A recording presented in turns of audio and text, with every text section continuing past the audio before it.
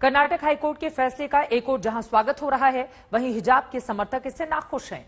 वो अब भी हिजाब के समर्थन में दलीलें दे रहे हैं। मामला सुप्रीम कोर्ट पहुंच चुका है। वहीं सियासत इस पूरे मामले में लगातार जारी है।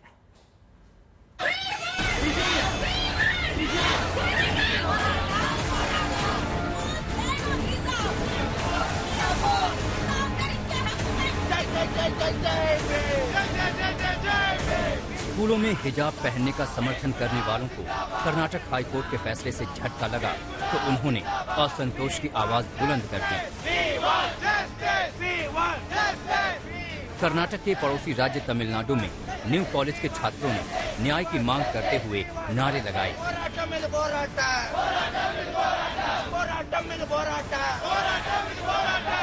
वहीं उनके धार्मिक नारों से भी आसमान गूंज उठा।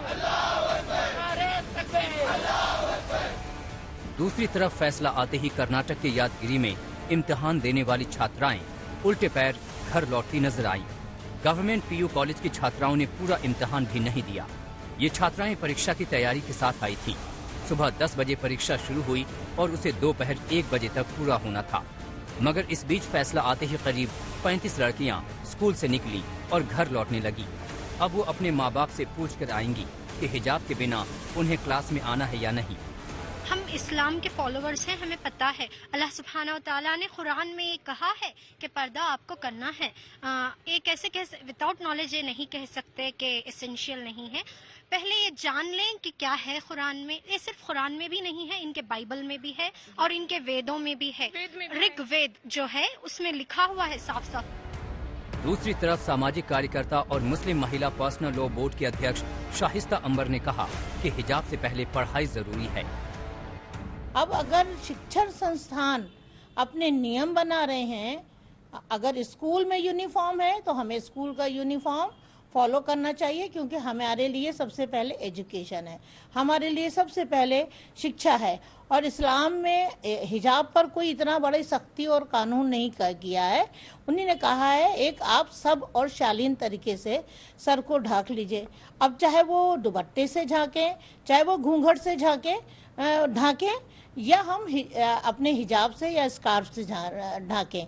अगर हमारे स्कूल के यूनिफॉर्म में अगर इस तरह की ड्रेस है और किसी चीज़ को मना किया गया है तो हम सब भी शालीन ड्रेस पहन करके स्कूल के यूनिफॉर्म को फॉलो करें, स्कूल के रूल को फॉलो करें।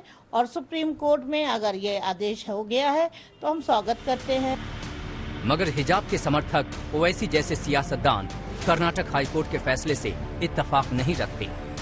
एसेंशियलिटी का जो टेस्ट है वो कोर्ट कैसे तय करेगा, तो इसीलिए इसको अपील करने की जरूरत है। और सुप्रीम कोर्ट में ऑलरेडी सुप्रीम कोर्ट साबरीमाला के केस को सुन रही है कि वो प्रैक्टिस एसेंशियल है या नहीं है।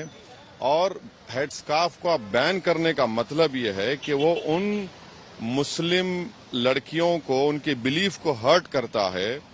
और ये कहा जा रहा है कि आप या तो अपने रिलीजन पर चलिए या एजुकेशन को छोड़ दीजिए। हमारा मानना यह कि एजुकेशन जारी रहेगा हमारे बिलीफ के साथ। और हिजाब पहनने से देखिए सरकार इंटरवीन कब कर सकती है, जब मेरा एक्शन जो है वो किसी को हर्ट कर रहा है, हार्म कर रहा है, तो किसी को हार्म नहीं हो रहा है। कर्नाटक हाईकोर्ट के फैसले से असहमति जताने वालों में महबूबा मुफ्ती और जम्मू कश्मीर में उनके विरोधी उमर अब्दुल्ला भी शामिल हैं। महबूबा मुफ्ती ने लिखा, हिजाब प्रतिबंध को बरकरार रखने का कर्नाटक हाईकोर्ट का फैसला बेहद निराशाजनक है। एक तरफ हम महिलाओं के सशक्तिकरण की बात करते हैं और दूसरी ओर हम उन्हें चुनने के अधिकार से वंचित कर रहे हैं। ये सिर्फ धर्म का नहीं बल्कि चुनने की स्वतंत्रता का मुद्दा है। वहीं उमर अब्दुल्ला ने लिखा, कर्नाटक हाईकोर्ट के फैसले से बेहद निराश हूँ। आप हिजाब के बारे में क्या सोच सकते हैं? ये सिर्फ कपड़ों के बारे में नहीं है, ये एक महिला के अधिकार के बारे में है कि वो कैसे कपड़े पहनना चाहती है। अदालत ने इस मूल अधिकार को बरकरार नहीं रखा, ये एक मजाक है। मगर बीजेपी को लगता है कि ये मुस्लिम महिलाओं के हित में है और विरोधियों को बीजेपी की ओर मुस्लिम महिलाओं का रुझान हजम नहीं हो रहा है। यूनिफॉर्म का अर्थ है मतलब एक जैसी फॉर्म। स्कूल में जाति बिरादरी, अमीर गरीब, भाषा पंथ, इसका कोई डिमार्केशन ना हो, इसलिए स्कूलों में यूनिफॉर्म चली है। सब लोग समान भाव से रहें। अब उसमें भी अगर चिन्हित करना चाहेंगे लोग, अलग करना चाहेंगे, ये गलत है। ये मैं पहले भी कह चुका हूँ और ये केवल क्षुद्र राजनीति के कारण किसी लोगों ने फैलाया है कि मुस्लिम महिलाओं में भारतीय जनता पार्टी और खासकर हमारे नेता, देश के यशस्वी प्रधानमंत्री माननीय मोदी जी के प्रति जो लगाव बढ़ा है, उसको कैसे इसमें सेंध लगाई जाए, और लेकिन वो उसमें अब सफल नहीं होंगे, मुझे ऐसा लगता है। हिजाब के मुद्दे पर चुनाव में गोलबंदी की भरपूर कोशिश हुई। हालांकि यूपी समेत 4 राज्यों का नतीजा ये साफ करता है कि इसे भुनाने की कोशिश नाकाम रही, मगर हिजाब पर सियासत अब भी जारी है।